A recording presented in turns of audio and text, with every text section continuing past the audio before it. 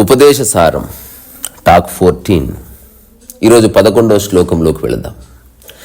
ఇప్పటి వరకు శ్లోకాల్లో కర్తాభావన లేకుండా ఎలా జీవించాలి అన్నది అర్థం కాని వాళ్ళకి భక్తి మార్గం, తద్వారా పరమాత్మనే కర్త, తద్వారా ఫలితము పరమాత్మదే. ఫలితము కర్త పరమాత్మది. నువ్వు చేస్తున్నదంతా కర్మ, కాబట్టి కర్మని చూసి కూడా పొంగిపోకు, అది కూడా జడమైనదే. ఆ తర్వాత ఈ అసంఖ్యాకమైన ఒక సముద్రమంత ఆలోచనల్ని నువ్వు కలిగి ఉన్నావు. అందుకని వాటి మాయలో పడ్డావు అనుకో, జీవితం దుర్లభమైపోతుంది. ఏదేమైనా నీ హృదయంలో భేదభావాలు ఉండని ఎక్కువ. ఒకవేళ ధ్యానం చేయవలసి వస్తే మంచి ధ్యానమే, అన్ని ధ్యానాలే, అన్ని ట్రాన్సెండెంటల్ మెడిటేషన్సే. అంటే ఒక గోడకున్న స్క్రూని ఒక బుల్డోజర్తోనూ తీయవచ్చు, అలాగే ఒక చిన్న స్క్రూ డ్రైవర్తోనూ తీయవచ్చు. It is up to you, damage లేకుండా. అట్లా తపస్సు చేస్తావా, లేకపోతే జపము చేస్తావా, లేకపోతే స్మరణం చేస్తావా, మననం చేస్తావా, లేకపోతే జస్ట్ తలుచుకుంటావా, లేకపోతే నిరంతరత కొనసాగే విధంగా అజపంలోకి వస్తావా, ఇట్లాంటి రకరకాల విషయాల గురించి. ఒకవేళ అన్నిటికంటే ఉత్తమమైనది ఏమిటంటే ధ్యానం. ధ్యానం అంటే రెండు ఉన్నాయి, విషయ ధ్యానం, నిర్విషయ ధ్యానం. సో నిర్విషయ ధ్యానం అనేది నిరంతరం కొనసాగుతుంది. విషయ ధ్యానంలో నువ్వు ఉన్నావు, విషయం ఉన్నావు. ఇట్లాంటి రకరకాల విషయాల గురించి ఒక చిన్న ప్రస్తావన వచ్చింది ఇంతవరకు. సో అన్నిటికంటే ఉత్తమమైన స్థితి ఏమిటి? భావశూన్య స్థితి. ఆ తర్వాత రమణ మహర్షి నిన్న చెప్పిన 10వ శ్లోకంలో, నిజాన్ని నేను ఇట్లా అన్నాను, ఉపదేశ సారం ఇక్కడితో అయిపోయింది అని. దాని అర్థం ఏమిటి? హృత్ స్థలే మనః స్వస్థత క్రియా భక్తి యోగ బోధాశ్చ నిశ్చితం. సో కర్మయోగం కానీ, భక్తి యోగం కానీ, యోగము కానీ, జ్ఞానయోగము కానీ, ఈ అన్నిటి మార్గాల సారం ఏమిటి అంటే హృదయాన్ని, మనస్సుని హృదయంలో ప్రతిష్ఠింపజేయాలి, అణిచివేయాలి. అంటే కరప్టెడ్ మైండ్, ఇప్పుడు మనం చేస్తున్నదే అది. గంగా నదిని ప్రక్షాళన ఎందుకు చేయాలి? ప్రస్తుతం అది మైండ్ అయింది, దాన్ని హృదయంగా మార్చాలి. చెత్తబడింది, తద్వారా హృదయమే మనస్సుగా మారింది. సో ఈరోజు శ్లోకం కూడా చాలా అద్భుతమైనటువంటి, ఇప్పుడు భూమి మీద ఉన్న అన్ని ధ్యాన పద్ధతులు లేదా సమస్త యోగ శాస్త్రాలు, సమస్త యోగులు ఏ విధంగా అసలు ధ్యానానికి, శ్వాసకి, ప్రాణానికి, జీవితానికి సంబంధం ఉందని గుర్తించారో ఆ విషయం గురించి చెప్తున్నాడు రమణ తాత. అందులోకి వెళ్ళే కంటే ముందు ఊరికే ఒక పాట పాడుకుందాం. ఇది స్తుతి కాదు, రమణ స్థితి. స్తుతి వేరు, స్థితి వేరు. వదనం సహజం రమణీయం జ్ఞానం సదా స్మరణీయం సాకారం సునిశ్చలం ఆకారం అరుణాచలం రూపం అతి కోమలం నిశ్చల సుందరశ్యామలం నడిచే అరుణ కిరణం కురిసే కరుణ శిఖరం సర్వ ప్రాణకోటి సమానం సమత్వమే ఆత్మ ప్రమాణం నిర్గుణ మౌన ప్రసాదద్వారం కర్తాశూన్య ఉపదేశ సారం రీసామృతవాక్ అద్వయం రమణాని స్థితి నా హృదయం రమణా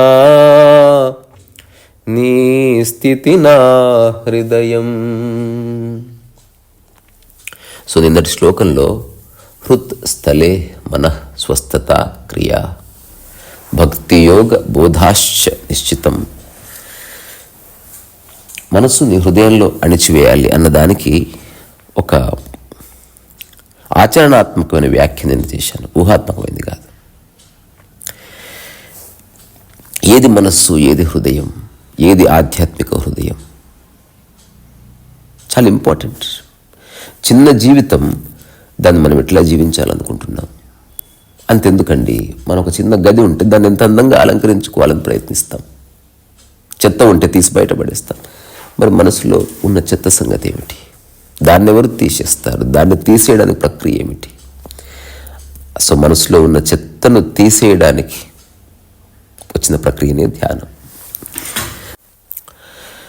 నీ యొక్క స్థితిని మరచిపోయి ఒక ఉన్మత్త స్థితిలో, లేకపోతే ఒక ఆహ్లాదకర స్థితిలోకి, లేకపోతే ఒక సెలబ్రేషన్ మోడ్లోకి ఎంటర్ అవ్వడం కాదు. నీ యొక్క మనస్సుని యథావిధిగా దర్శించడం, ఇది ధ్యానం. సో ఈ ప్రపంచంలో ఎన్నో ధ్యాన పద్ధతులు వచ్చాయి. There are many meditation methods which are misleading. అంటే అవి నిన్ను లిబరేట్ చేయవు, నిన్ను కాస్త పాలిష్ చేస్తాయి అంతే. నీకున్న సమస్యల నుంచి నీ మనస్సుని పక్కకు జరుపుతాయి. అంటే ఇంతవరకు గూట్లో చెత్త ఉంది, ఆ చెత్త ఉన్న చోట నువ్వేదో అమూల్యమైన తెచ్చిపెట్టావు అంతే. ఇక్కడ విషయం అది కాదు. అంతకుముందు చెత్తతో నీకు తాదాత్మ్యత ఉన్నది, ఇప్పుడు అమూల్యమైన ఈ విషయం పట్ల తాదాత్మ్యత వచ్చింది. So attachment, whatsoever is attachment. It's a simple phenomena. ఇందులో అర్థం చేసుకోవడానికి ఏం లేదు. సో మనస్సును హృదయంలో అణిచివేయడం అన్నది one of the greatest spiritual revolutions. ఇది అనుభవించిన వాడే చెప్పగలడు, అది ఊహించే విషయం కాదు. దానికి అత్యంత తేలికైన పరిభాషను నేను ఇస్తున్నాను. ఇక్కడ నీవు నేను కాదు, దయచేసి నన్ను పక్కన పెట్టి ఆ మాటను అర్థం చేసుకోండి. కలుషితమైన మనస్సు హృదయమే మనస్సు, కలుషితమైన హృదయం మనస్సు, స్వచ్ఛమైన మనస్సు హృదయం. సో స్వచ్ఛమైన హృదయం, ఇప్పుడు స్వచ్ఛంగా ఉన్నావంటే ఏమిటి? నీ మనస్సులో కరప్షన్ లేదని. సరే, సో మనస్సును హృదయంలో అణిచివేయాలి. ఇది ఫిలసాఫికల్గా అనిపిస్తుంది. ఎట్లా? సో ఆ తర్వాత రమణ మహర్షి ఇంకొక సూత్రం చెప్పాడు ఈరోజు.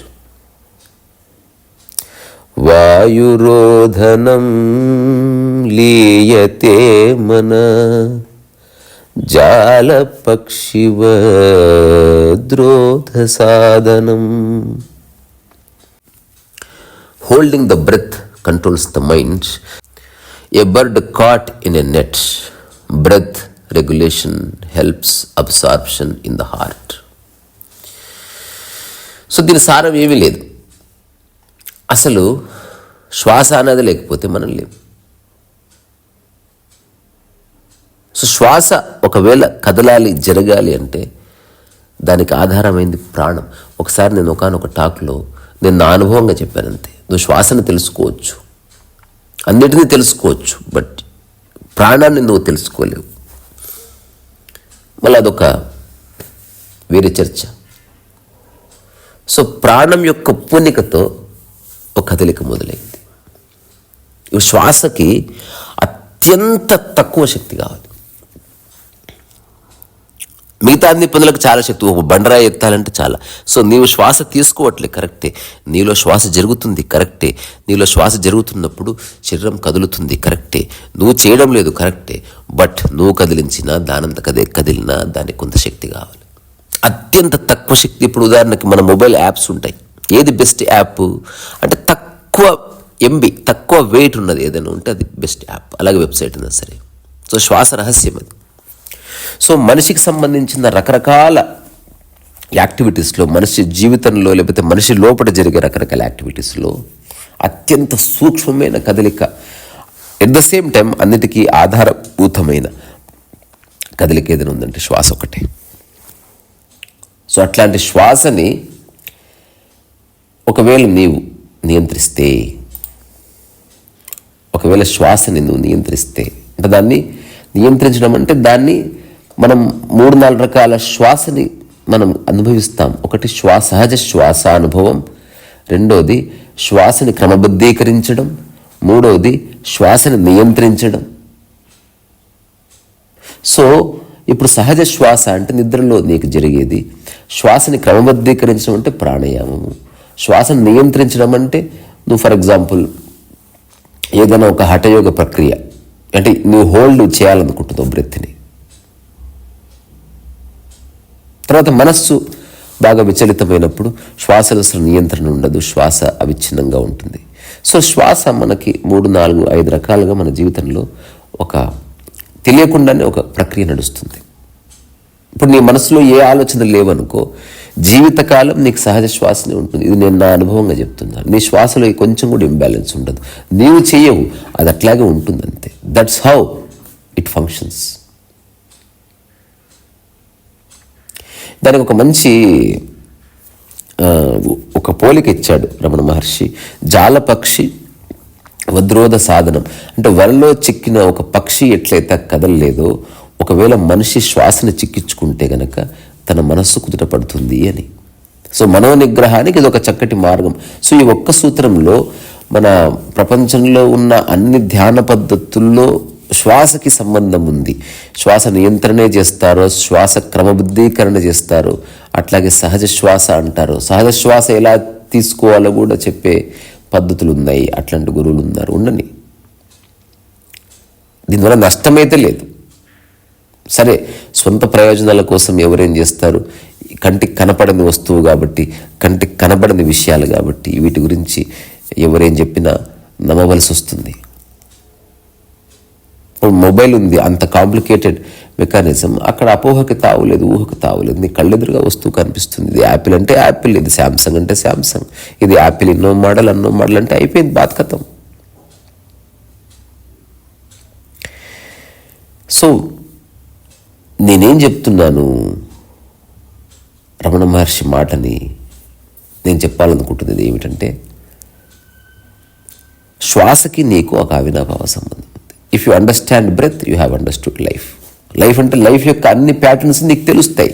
నువ్వు కోపంలో ఉన్నప్పుడు ఎట్లా శ్వాసిస్తున్నావు, నువ్వు బాధలో ఉన్నప్పుడు ఎట్లా శ్వాసిస్తున్నావు, నిద్రలో ఎట్లా శ్వాస నడుస్తుంది, నువ్వు ప్రశాంతంగా ఉన్నప్పుడు ఎట్లా శ్వాసిస్తున్నావు. ఇప్పుడు నేను చేసిన కొన్ని ప్రయోగాలు మీకు చెప్తాను.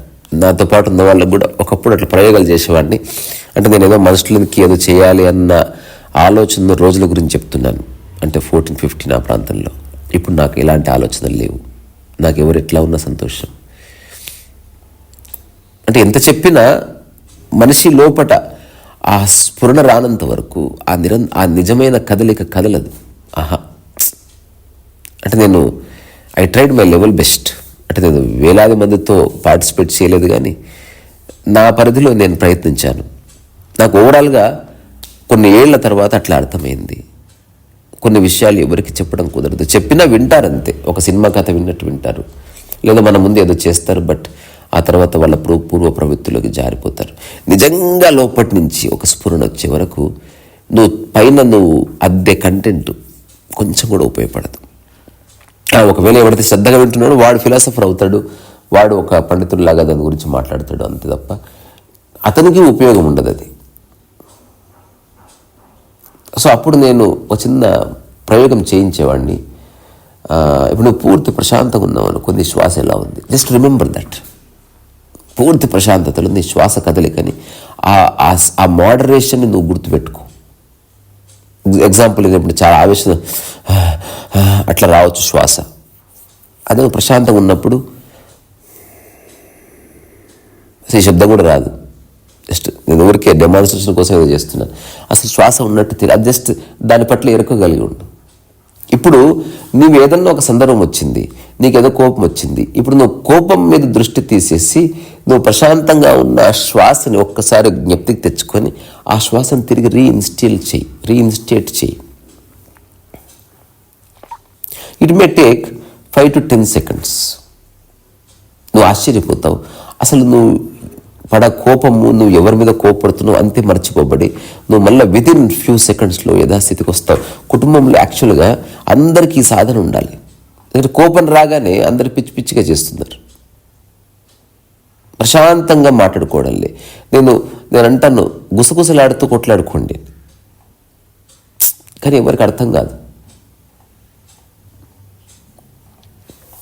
సరే, ఎవరిష్టం వాళ్ళది. సో శ్వాసకి నీ జీవితానికి సంబంధం ఉంది, అందులో ఏ సందేహం లేదు.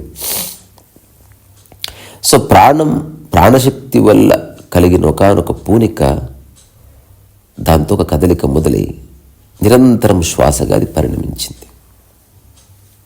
సో ఆ శ్వాస ఏం చేస్తుంది, నీ బయటికి లోపటికి మధ్యన ఒక ఎడతెగని తాడుగా, ఒక ఎటర్నల్ లింక్గా కనిపిస్తున్నది. ఆ శ్వాసకి నీ యొక్క మనస్సుకి నీ హృదయ స్పందనకి ఒక అవినాభావ సంబంధం ఉందని కాస్త గమనిస్తే నీకు తెలుస్తుంది. కానీ వన్ థింగ్ ఈజ్ క్లియర్, శ్వాసకి హృదయ స్పందనకి మధ్యన మనస్సు ఉంది. మనస్సు ఆలోచనలు గనక ఇంబ్యాలెన్స్ అనేది నిరంతరం జరిగితే నీ శ్వాస నిరంతరం ఇంబ్యాలెన్స్ ఉంటుంది. నీ శ్వాస నిరంతరం ఇంబ్యాలెన్స్ అయిందనుకోండి, నీ శరీరానికి కావలసినంత శ్వాస ఆక్సిజన్ అందకపోవచ్చు, లేదా అందినా కూడా ఒక పద్ధతిలో వెళ్ళకపోవచ్చు. ఇప్పుడు ఏదైనా ఒక వాటర్ పైప్ ఉందనుకోండి, ఆ వాటర్ పైప్ మీద నువ్వు ఊరికి కాలు పెడుతున్నావు అనుకో, వాటర్ చిమ్ముతుంది తద్వారా నీకు చెట్టు ఖరాబ్ అయ్యే అవకాశం ఉంటుంది. సో మనలో రకరకాల ఉద్రేకాలకి శ్వాసకి, అట్లాగే మనలో ఉన్న శ్వాస ఇంబ్యాలెన్స్కి ఉద్రేకాలకు సంబంధం ఉంది. సో ఇది వాయిస్ వర్స కాదు. ఉద్రేకాలు కలిగినప్పుడు నీకు శ్వాస ఇంబ్యాలెన్స్ అవుతుంది. కానీ నువ్వు ఉద్రేకం నటిస్తున్నావు, శ్వాస నీవే ఇంబ్యాలెన్స్ చేస్తున్నావు అనుకో, నీకు ఎరుక ఉండడం వల్ల నీలో ఏ ఉద్రేకం కలగదు. ఒకవేళ నటిస్తావు అంతవరకు. ఇప్పుడు సినిమాలో ఒక హీరో అట్లా శ్వాసని ఎక్కువ తక్కువ తీసుకుంటూ కోపంగా డైలాగ్ చెప్పాడు, నిజంగా అతని కోపం ఏమి రాదు, ఊరికి అట్లా నటిస్తాడు అంతే. సో అందుకని ఈదర్ శ్వాసని గమనిస్తున్నారు, లేదా శ్వాసని నియంత్రిస్తున్నారు, లేదా శ్వాసని నిరోధిస్తున్నారు భూమి మీద రకరకాల పద్ధతుల్లో. అయితే ఇవన్నీ కూడా నిన్ను లిబరేషన్కి తీసుకెళ్ళవు. ఇది అత్యంత ముఖ్యమైనది. మనం ఆల్రెడీ చెప్పుకున్నాం కదా, ఎవరికైతే సత్యము టక్కున బోధపడదో అట్లాంటి వాడికి ఒక పద్ధతి అవసరమవుతుంది. వాడికి ముఖ్యం లిబరేషన్ కాదు, ముందు మనసు కుదుటపడాలి. అందుకని లిబరేషన్ అంటే గమనించేది గమనింపబడేది ఇట్లాంటి ద్వైతం ఉండటానికి వీల్లేదు. అసలు నీ మనస్సు ఇంకా ఉంది, నీ మనస్సులో అలజడి ఉంది కాబట్టి నువ్వు శ్వాస మీద ఫోకస్ చేస్తే మనస్సు ప్రశాంతంగా అవుతుంది. ఇప్పుడు ఎవడో అంటాడు, నేను శ్వాస మీద దృష్టి పెడితే నా మనసు ప్రశాంతమైంది. దృష్టి పెట్టినప్పుడు నీ మనసు పరిస్థితి ఏమిటి? ఒకవేళ మనస్సు ప్రశాంతంగానే ఉంటే నువ్వు శ్వాస మీద దృష్టి పెట్టడం ఎందుకు? అప్పుడు మనస్సు, ఆ తర్వాత శ్వాస, ఆ తర్వాత హృదయ స్పందన ఒక లయంలో ఉన్నాయి. అది నిజమైన యోగం. అంతవరకు you have to do something. So అందుకని రమణ మహర్షి చెప్తున్న ఈ ఉపదేశ సారం యొక్క సారాన్ని పట్టుకోండి అంతే. అనవసర తర్కాలు అక్కర్లేదు. ఏదన్నా మీరు తర్కిస్తున్నప్పుడు తర్కించబోయే అంశం మీ అనుభవంలో ఉంటేనే తర్కించండి. జస్ట్ మనసుతో తర్కించేవాడు కత్తి లేకుండా యుద్ధం చేస్తున్నట్లే. అలా కుదరదు. సరే, అట్లాంటి వాళ్ళు నెగ్గొచ్చు, ఊరికి ఏదో ఒకటి మాట్లాడి. ఇక్కడ నెగ్గడం ఓడిపోవడం అనేది ఇర్రెలవెంట్. సో ద్వైతమే పోయిన తర్వాత ఎవడు ఓడిపోయేవాడు, ఎవడు గెలిచేవాడు, ఎవడు, అట్లాంటివి ఏమీ లేవు. సో అందుకని శ్వాసని తెలుసుకుంటే మనస్సు ఆధీనంలోకి వస్తుంది. అంతవరకు మనస్సు తెలియదు. నా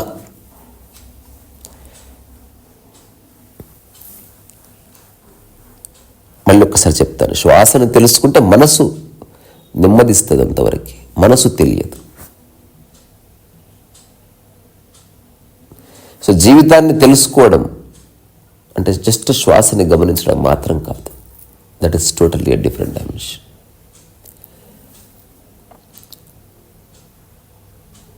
ఇక్కడి నుంచి మీ అందరిలో ఉన్న ఆ రమణ స్థితికి, ప్రకృతి స్థితికి, సహజ స్థితికి శిరస్సు వంచి నమస్కారం చేస్తున్నా. నా సహజ స్థితిని మీ అందరిలో ఉన్న సహజ స్థితికి అనుసంధానం చేస్తున్నా. రీ సరస్వతి.